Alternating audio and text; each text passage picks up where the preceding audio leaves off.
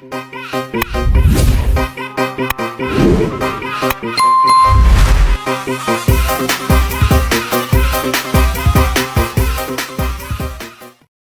dilipat kayak gini, garis lipatannya tetap lurus. Titik tengah kertas juga nggak berubah.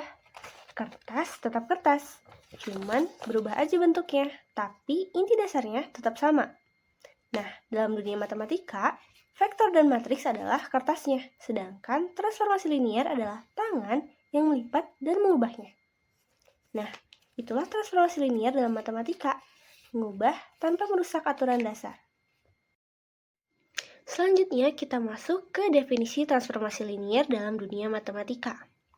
Misalkan V dan W adalah ruang vektor, di mana T adalah transformasi yang memetakan V ke W, dinamakan transformasi linier jika untuk setiap vektor A, vektor B adalah anggota dari V, dan konstanta adalah bilangan real. Maka berlaku dua sifat. Yang pertama adalah transformasi dikali vektor A ditambah vektor B sama dengan transformasi dikali vektor A ditambah transformasi dikali vektor B. Untuk sifat yang kedua, transformasi dikali konstanta dikali vektor A sama dengan konstanta dikali transformasi dikali vektor A. Jika V sama dengan W, maka T dinamakan operator linier. Untuk contoh soalnya, suatu transformasi T memetakan ruang dimensi 3 ke ruang dimensi 2 didefinisikan oleh fungsi T A, B, C sama dengan A-2B dan A plus C. Periksa apakah T merupakan transformasi linier. Langsung saja kita jawab. Kita ambil unsur sembarang. Untuk vektor U sama dengan U1, U2, dan U3. Dan kita ambil vektor V sama dengan V1, V2, dan V3. Lalu kita buktikan sifat yang pertama yang sudah kita bahas sebelumnya. Di sini T dikali vektor U ditambah vektor V, maka menjadi T dikali U1 ditambah V1, U2 tambah V2, dan U3 ditambah V3. Kita sebut U1 tambah V1 sebagai A, U2 tambah V2 sebagai B, dan U3 tambah V3 sebagai C. Lalu kita masukkan ke dalam fungsi yang terdapat di soal, yaitu A-2B dan A plus C. Untuk A-nya, U1 tambah V1 min 2 dikali B-nya, U2 ditambah V2. Lalu A plus C. A-nya U1 tambah V1 ditambah C-nya U3 ditambah V3. Selanjutnya, kita gabungkan variabel yang sama menjadi U1 min 2U2 ditambah V1 min 2V2, U1 ditambah U3 ditambah V1 ditambah V3. Lalu kita bisa pisahkan menjadi U1 min 2U2, U1 ditambah U3 ditambah V1 min 2U2, V1 ditambah V3. Maka terbukti untuk T dikali vektor U ditambah T dikali vektor V menjadi T dikali T transformasi U1, U2, dan U3 ditambah transformasi V1, V2, dan V3.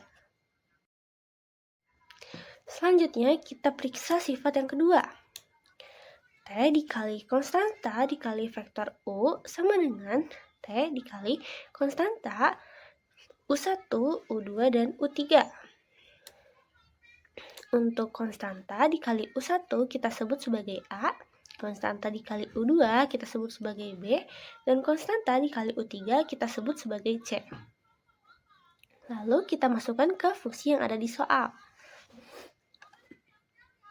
A-2B, maka A-nya konstanta dikali U1, min 2 dikali B-nya konstanta dikali U2. Lalu A plus C, A-nya konstanta dikali U1, dan C-nya konstanta dikali U3. Lalu bisa kita rubah bentuknya menjadi konstantanya dikeluarkan, konstanta dikali U1 min 2U2, dan konstanta dikali U1 ditambah U3. Maka hal ini juga memenuhi sifat yang kedua, yaitu menjadi konstanta dikali T dikali vektor U sama dengan konstanta dikali U1 min 2U2 U1 ditambah U3. Jadi konstantanya dikeluarkan. Maka, jika terbukti memenuhi dua sifat tersebut, T merupakan transformasi linier. Ini saya akan menjelaskan mengenai bagaimana contoh penerapan transformasi linear ini dalam sebuah program Python. Nah, di sini saya akan mengambil studi kasus atau soal mengenai bagaimana transformasi dari ruang dimensi 3 ke ruang dimensi 2 yang didefinisikan oleh T sama dengan C kali V1 dan T sama dengan V1 tambah V2. Nah, di sini programnya bertujuan untuk membuktikan apakah T ini merupakan transformasi linear atau bukan. Saya akan menjelaskan langsung dari program yang telah saya buat ini. Nah, pertama kita akan mengimportkan NumPy untuk memasukkan matriksnya ini ke dalam bentuk array. Nah, fungsi pertamanya yaitu fungsi input matriks, di mana fungsi ini akan digunakan untuk menginputkan matriks transformasi 2 kali 3-nya. Nah, nanti user akan disuruh memasukkan elemen dari matriks transformasinya. Nah, elemen ini disesuai dengan barisannya nanti, baris dan kolomnya. Nah, selanjutnya yang kedua ini adalah input vektor. Nah, tentu fungsi ini adalah untuk input dua vektor 3 dimensi dan skalarnya. Nah, user juga akan disuruh untuk memasukkan matriks dari V1, vektor dari V1 dan V2 serta skalarnya. Nah, setelah itu ada fungsi dev_is_linear. Nah, fungsi ini untuk memeriksa apakah transformasi T ini merupakan transformasi linear. Nah, yang pertama kita akan mengecek dari T kali V1 itu sama dengan C kali T V1. Nah, di sini kita akan dari sisi left-nya itu kita akan memasukkan ini seperti ini. np.tc kali V1. Nah, tujuannya adalah ini untuk mengkali dot ini untuk mengalihkan matriksnya gitu. Nah, untuk right-nya kita masukkan C kali T V1.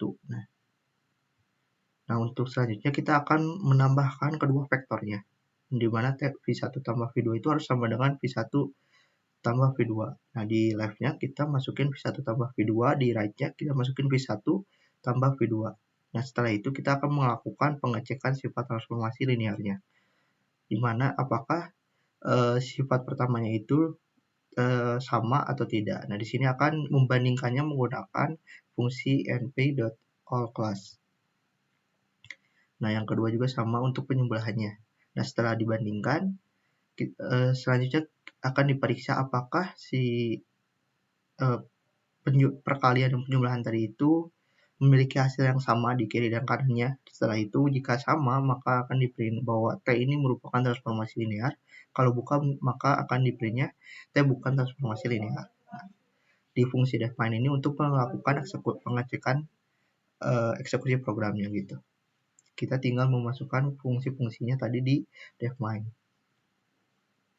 Selanjutnya kita akan coba untuk merunning kodenya. Nah, di sini kita akan memasukkan elemen matriks transformasi 2 kali 3 ini secara berurutan dari baris pertama, kolom pertama, dan seterusnya. Misalkan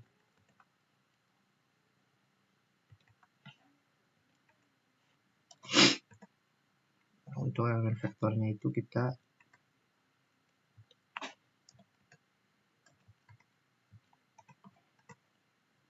masukkan skalarnya misalkan 2. Nah, di sini akan setelah menginput program tadi akan masuk ke pengecekan sifat transformasi linearnya. Nah, di sini dapat dilihat bahwa dari kiri dan kanannya memiliki hasil yang sama, maka ini menghasilkan nilai yang true. Dan yang kedua pun V1 tambah V2-nya itu juga dari kiri dan kanannya itu ternyata memiliki nilai yang sama. Maka dengan ini dapat disimpulkan bahwa transformasi T ini merupakan transformasi linear. Mungkin sekian penjelasan saya dari bagaimana penerapan transformasi linear ini dalam sebuah program dengan menggunakan bahasa Python. Nah, sekarang masuk ke penerapan transformasi linear. Pernah nggak sih kamu ngebayangin karakter game kamu yang awalnya berdimensi 3 dimensi berubah posisi menjadi 2 dimensi? Sebagai permisalan, posisi karakternya dalam sebuah matriks A dengan matriks 3 kali 1, di mana setiap baris mewakili titik koordinat X, Y, dan Z. Sekarang kita harus memposisikan karakter ini dalam 2 dimensi dengan cara mengalihkan matriks A yang tadi dengan matriks B 2 kali 3, yaitu 0, 1, 0, dan 0, 1, 0. Sehingga dihasilkan matriks C 2 kali 1, di mana setiap barisnya mewakili titik koordinat X dan Y. Dan jadilah posisi karakter game kamu sudah menjadi dalam semula 3 dimensi menjadi 2 dimensi. Baik, selanjutnya ada penetapan transformasi linear pada aplikasi map. Contoh sederhana transformasi linear pada peta itu yang pertama itu ada rotasi. Kenapa rotasi? Karena memutar semua titik pada peta sejauh sudut tertentu terhadap titik pusat tertentu. Dilantasi, memperbesar atau memperkecil semua titik pada peta dengan faktor skala tertentu. Dan yang ketiga itu ada pencerminan ke semua titik pada peta terhadap suatu garis atau bidang. Yang keempat ada geseran atau yang disebut dengan translasi, menggeser semua titik peta sejauh jarak tertentu dalam arah tertentu. Lalu mengapa transformasi linear penting dalam peta? Yang pertama itu ada pemrosesan citra. Banyak teknik pemrosesan citra seperti rotasi, scaling, sharing menggunakan konsep transformasi linear. Dan yang kedua itu ada grafik komputer. Transformasi linear digunakan untuk memanipulasi objek 3 dimensi dalam ruang seperti rotasi, kamera, scaling objek, dan proyeksi ke layar 2 dimensi. Sistem navigasi transformasi, yang ketiga itu ada sistem navigasi. Sistem navigasi itu adalah transformasi koordinat antara sistem koordinat yang berbeda. Misalnya dari koordinat geografis ke koordinat kartesian, sering melibatkan transformasi linear.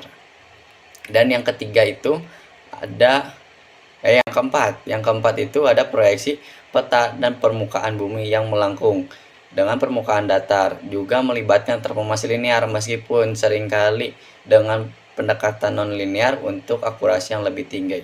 Dan ini adalah contoh salah satunya. Bisa kita lihat ini ada di UPI Kampus Cibiru gitu. Kita bisa ngezoom tempat itu tersebut.